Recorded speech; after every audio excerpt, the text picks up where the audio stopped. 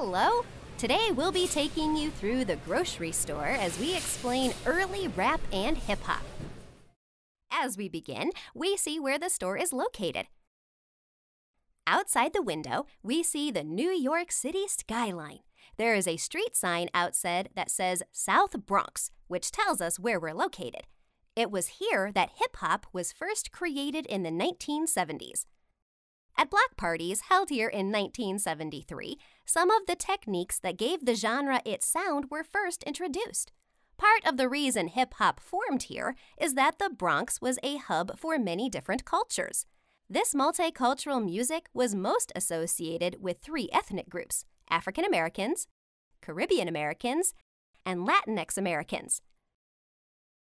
The building blocks of hip-hop culture and music came from a number of other arts. One of these is called spoken word, referring to a verbal performance that relies on both the words and the artistic expression of the language. Spoken word is included at the market as a speaker blaring the word, "Hey!" The legacy of spoken word arts can be traced back to pre-slavery African traditions, but as an art form, it grew during the 1960s. Another medium that was both influential to and a part of hip-hop culture was graffiti. Graffiti is the visual expression of hip-hop culture, using aerosol paint to display a name, a tag, on a pre-existing surface. The graffiti giraffe represents this art and is next to spoken word. Stylized graffiti already existed in New York by the 1960s, but as hip-hop became more popular, the two arts grew together.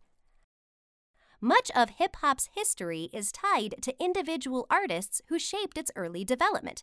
The role that was, and is, central to its creation was that of the DJ, or disc jockey, who both chooses the records that are played and also how they will be played. We show DJs as sample servers, handing out free samples to shoppers, just like DJs did at the earliest parties where the music was born. The sample server has headphones and a record to show the tools of their trade. But what is a sample? A sample is a component of another record that is taken and sewn into a new piece of music. It can be as brief as a sound effect to a full beat. Samples appear at the market as little bits of food that are handed out by the sample server, the DJ. Part of the experience at the early parties included a DJ who could also act as an MC. Emceeing was the act of speaking with a lyrical and rhythmic quality that relied on rhyming, speed, and word skills. Emceeing eventually became known as rapping. Emceeing shows up at the market as M and C bananas, with the curves of the bananas becoming the letters MC. Emceeing was a necessary skill during the early years, getting the attention of the crowd and keeping it moving. One important sound in hip-hop is scratching. Scratching is a method of dragging a needle across a record and producing a harsh sound. It is seen here as a dog scratching at the leg of the sample server. This sound was unique to hip-hop and was the most recognizable new technique on the early records. A sound made by the voice also added something huge to popular music, and this was beatboxing.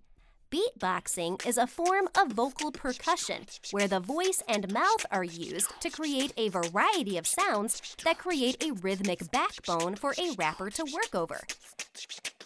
We show beatboxing as boxes of beets, the vegetable, that have a mouth on one side of the box. The beatbox is below the MC bananas to show that the beatboxes are underneath the MC, just like the sound is in the music. With all these new sounds and new musical techniques, hip-hop blew up by the early 1980s, only increasing in popularity until today. Thanks for joining us!